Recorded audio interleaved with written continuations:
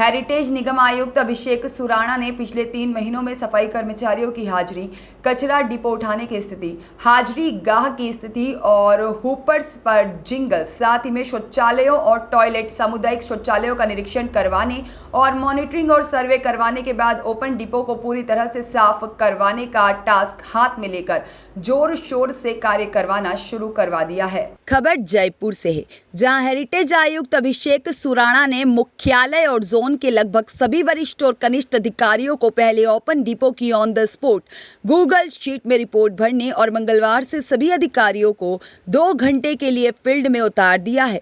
आयुक्त सुराणा ने आज इन कार्यों की समीक्षा करते हुए कहा कि स्वच्छता में रैंकिंग बढ़ाना ही टास्क नहीं, बल्कि ओपन कचरा डिपो को पूरी तरह से खत्म कर शहर की सफाई व्यवस्था निरंतर मुस्तैद बनाए रखना हमारा उद्देश्य है।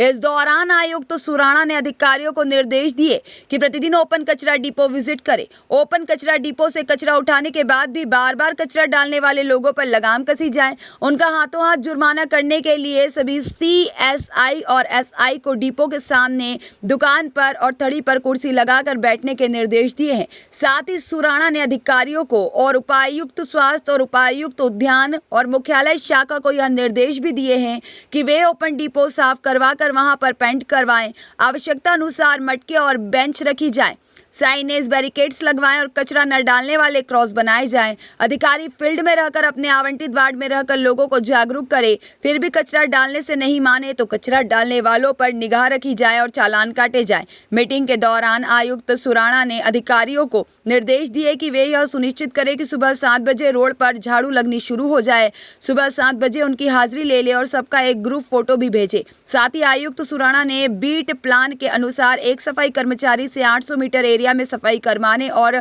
2 कर्मचारियों के बीच एक कचरा उठाने वाले की तैनाती सही तरीके से करवाने के निर्देश भी दिए। साथ ही उन्होंने हुपर्स पर स्वच्छता और चुनाव के जिंगल लगवाने, तिरपाल से ढकवाने और हुपर से हेल्पर्स ड्रेस में होने साथ ही में सुनिश्चित करने के बात भी कही।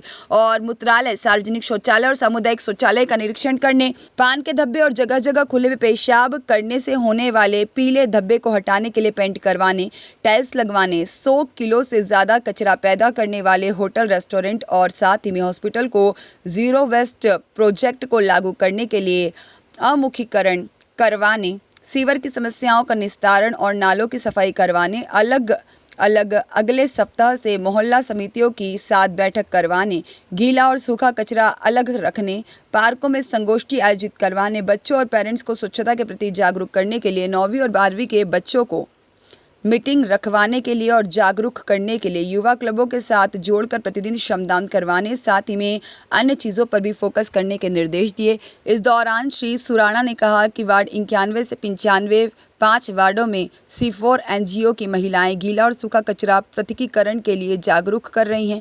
इन कार्यों में भी युवा क्लबों और सामाजिक व्यापार संगठनों को जोड़ा जाए। सुनील शर्मा की रिपोर्ट।